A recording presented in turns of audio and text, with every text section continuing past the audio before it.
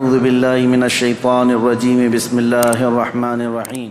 دو بہت بڑی طاقتیں جو مکہ میں تھیں وہ دونوں ایمان لائے، ایک حضرت امیر حمزہ اور دوسرے حضرت عمر ابن خطاب۔ دونوں پہلوان مانے جاتے تھے اور دونوں کے ایمان لانے کا سبب کچھ اور ہی تھا۔ ایک دن رسول کریم صلی اللہ علیہ وسلم حرم پاک میں اندر گئے تھے، خانہ کعبہ کے پاس۔ ابو جہل اپنے ساتھیوں کے ساتھ وہاں بیٹھا ٹھٹا کرتا رہا، مذاق کرتا رہا، اور نبی پاک صلی اللہ علیہ وسلم کو خانہ کعبہ کے پاس گھسیٹا اور حضور کو اس نے مار توڑ بھی کیا، زد و کوب کیا، گالی گلوچ کیا۔ نبی پاک صلی اللہ علیہ وسلم حرم سے باہر تشریف لے آئے۔ امیر حمزہ شکار کرنے کے بڑے شوقین تھے، وہ اس وقت بڑے پہلوان مانے جاتے، اور ایک نسبت حضور اکرم صلی اللہ علیہ وسلم کے ساتھ ان کی تو چچا ہونے کی ہے ہی کہ وہ حضور کے سگے چچا ہیں، حضور کے سگے چچا ہیں، لیکن دوسری ایک نسبت یہ بھی ہے کہ وہ حضور کے رضائی بھائی بھی ہوتے ہیں۔ یعنی حضور صلی اللہ علیہ وسلم نے جس خاتون سے دودھ پیا حضرت صہیبہ، اسی حضرت صہیبہ سے حضرت امیر حمزہ نے بھی دودھ پیا، تو نبی پاک صلی اللہ علیہ وسلم کے چچا بھی ہیں اور دودھ شریک بھائی بھی ہیں، بڑی قربت بھی تھی۔ وہ ایک شکار سے واپس آ رہے تھے، بیچ راستے میں مکہ میں جیسی داخل ہوئے، لوگوں نے کہا حمزہ تمہارے بھتیجے محمد کے ساتھ آج ابو جہل نے بڑا برا حال کیا، ان کے ساتھ مار توڑ کیا، گالی گلوچ کیا۔ حضرت امیر حمزہ نے وہیں سے سفر ابھی گھر نہ پہنچے، نہ ہی حضور سے ملاقات کی، سیدھے حرم میں آئے۔ ابو جہل اپنے وہی گھنٹالوں کے ساتھ بیٹھا ہوا تھا، گرو گھنٹالوں کے ساتھ۔ حضرت امیر حمزہ سیدھے گئے اور اس کا دامن پکڑ کر کھینچتے ہوئے اس کو صحن میں لایا، اور اپنی تلوار کی ڈھال جو تھی اس سے اتنا مارا کہ اس کا سر پھٹ گیا، اور خوب اس کو لاتوں سے اور گھونسوں سے مارا، کوئی بچانے والا نہیں تھا ابو جہل کو، اور کہا کہ تو میرے بھتیجے محمد صلی اللہ علیہ وسلم کو کیا صرف یتیم سمجھ کر کے گالیاں دیتا ہے؟ جب تک حمزہ زندہ ہے تو ان کی طرف انگلی بھی نہ اٹھانا، ان کی طرف سختی کا معاملہ ہرگز نہ کرنا، ورنہ میں مقابلے کے لیے ہر گھڑی تیار ہوں۔ جبکہ وہ ایمان لائے ہوئے نہیں تھے، ایمان لائے ہوئے نہیں تھے، لیکن رشتہ داری کی حمیت اور غیرت بھی تو تھی۔ اور اس کے بعد لوگوں نے کہا حمزہ تمہیں پتہ ہے تمہارا بھتیجا کیا کر رہا ہے؟ حضرت امیر حمزہ نے کہا وہ جو کر رہا ہے اپنی جگہ پر، لیکن ابو جہل نے جو کیا اس کو کوئی نہیں سراہے گا۔ ابو جہل نے خود ہی لوگوں سے کہا چھوڑ دو حمزہ کو، ان کی رشتہ داری اور ان کی غیرت کی بات ہے، انہوں نے یہ کر دیا۔ واپس امیر حمزہ آئے نبی پاک صلی اللہ علیہ وسلم سے ملاقات کے لیے، حضور غمگین تھے۔ آتے ہی انہوں نے کہا میں نے آپ کا بدلہ لے لیا ہے، سنا ہے کہ ابو جہل نے آپ کے ساتھ بدتمیزی کی ہے، لیکن میں نے اس کو خوب مارا ہے۔ حضور پاک صلی اللہ علیہ وسلم خاموش سنتے رہے، چہرہ نہیں اٹھایا۔ امیر حمزہ نے کہا کیا آپ ابھی نہیں مسکرائیں گے؟ آپ خوش نہیں ہیں اس بات سے؟ نبی پاک صلی اللہ علیہ وسلم نے فرمایا میں خوش اس وقت ہوں گا جب آپ کلمہ طیبہ پڑھیں گے۔ امیر حمزہ نے اسی وقت کلمہ شہادت پڑھ کر کے داخل اسلام ہوئے، اور پھر اس کے بعد ان کے رجزیہ اشعار بھی تھے۔ وہ اتنا فخر کرتے تھے کہ اپنے ایمان لانے پر حضرت امیر حمزہ واپس حرم میں آئے اور چیخ چیخ کر کے بیان کیا کہ اللہ تعالیٰ نے میرے دل کو ہدایت دے دی اور میں سچے ایمان پر آ چکا ہوں۔ یہ امیر حمزہ رضی اللہ تعالیٰ عنہ کا ایمان تھا، اور نبی پاک صلی اللہ تعالیٰ علیہ وسلم کے ساتھ رہنے لگے، اور ایسے ساتھ جیسے ایک باڈی گارڈ ہوتا ہے حفاظت کے لیے۔ اور یہی وہ دور تھا جب ابو جہل نے اپنے بھانجے عمر ابن خطاب کو بہت زیادہ سکھایا۔ حضرت عمر فاروق جو ہے وہ ابو جہل کے بھانجے ہیں، ابو جہل ماموں لگتا تھا، ورغلایا، بہت بھڑکایا، اور پھر کہا کہ تمہاری پہلوانی اور جوانی کس کام کی دیکھے نہیں؟ ایک صحابی وہی دین سے نکلا ہوا آدمی مکہ میں ایسا آیا ہے جو ہمارے دین کو جھٹلاتا ہے، ہمارے آبا و اجداد کو سب غلط ٹھہراتا ہے، اور ایک نیا دین لے کر آیا ہے۔ عمر فاروق کو غیرت آئی، جوش آیا، اور تلوار لے کر نکل پڑے کہ ٹھیک ہے میں اس صحابی کا کام تمام کرتا ہوں۔ بیچ راستے میں ایک صحابی حضرت نعیم اور نعیم دونوں کہا گیا ہے، ان سے ملاقات بھی، پوچھا کہاں جا رہے عمر؟ کہا میں اس صحابی محمد کا قتل کرنے جا رہا ہوں۔ انہوں نے دیکھا عمر بڑے غیظ و غضب میں ہے، جلال میں ہے، اور غصے میں ہے، اور یہ جب غصے میں آتے ہیں تو مکہ والوں کو معلوم تھا کہ یہ بہت سخت ترین آدمی ہے، پہلوان ہے۔ انہوں نے راستہ کاٹنے کے لیے ایک راز کی بات تھی وہ بتا دیا، حضور تک یہ نہ جائے اس کے لیے وہ حضرت نعیم نے کہا کہ تمہیں پتہ ہے عمر، تم جس کو قتل کرنے جا رہے ہو اس کے عشق میں، اس کے محبت میں تمہاری سگی بہن اور بہنوئی بھی تو مبتلا ہیں، وہ بھی تو مسلمان ہوئے ہیں۔ تو انہوں نے جیسی یہ کہا حضرت عمر کی غیرت جاگ گئی، کہا میرے گھر میں ہو رہا ہے یہ سب، میری بہن نے کلمہ پڑھا ہے؟ کہاں جا کے دیکھو۔ ان کی بہن حضرت فاطمہ بنت خطاب وہ پہلے سے ایمان لائی ہوئی تھی۔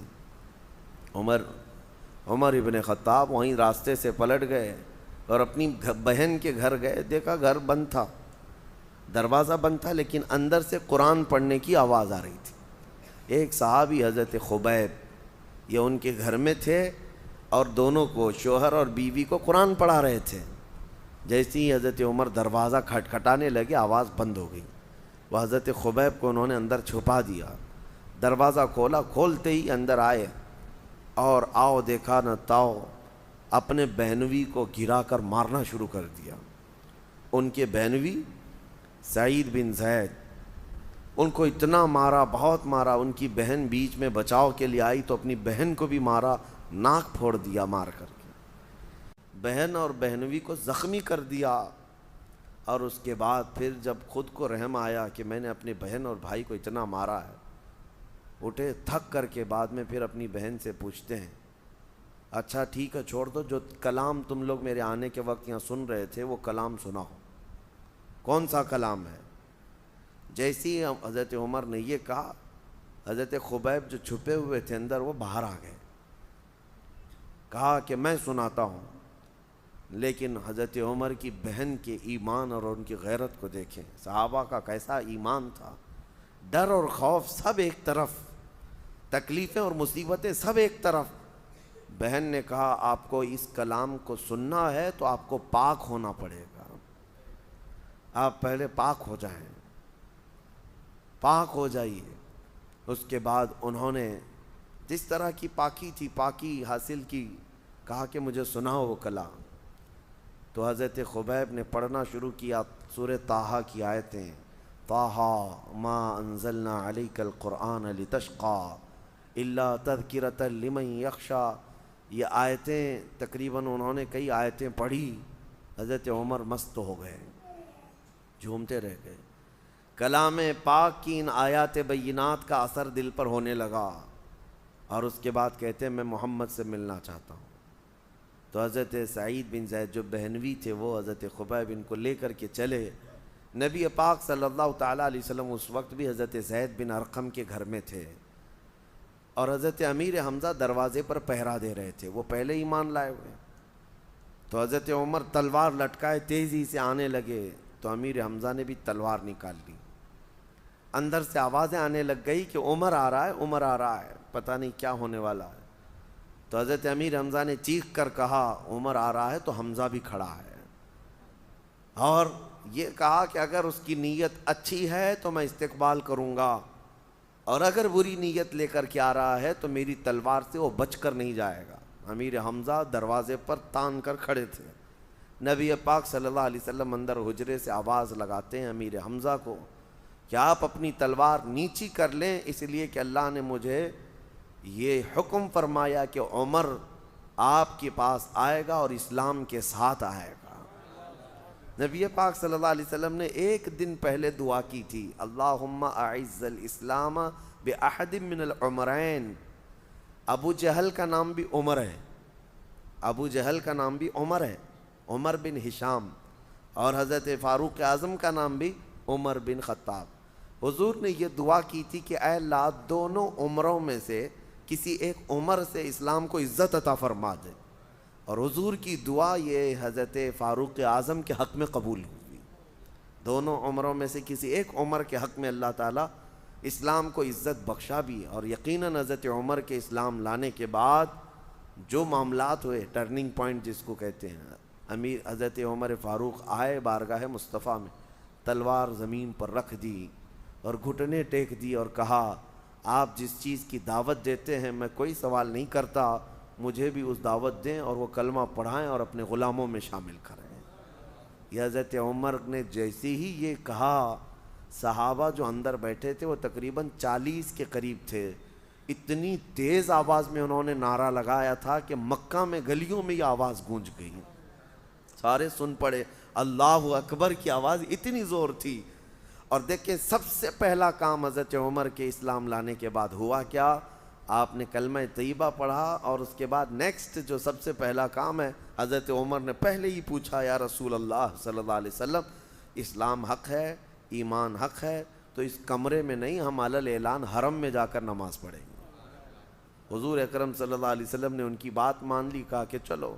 اب اس کے بعد پہلی مرتبہ دار ارقم سے حضور پاک کے ساتھ یہ صحابہ نکلے، 40 صحابہ حرم کی طرف جا رہے تھے، 2 صفوں میں تھے، 2 صفوں میں چلتے ہوئے جا رہے تھے، ایک صف کے آگے امیر حمزہ تھے، ایک صف کے آگے عمر ابن خطاب تھے۔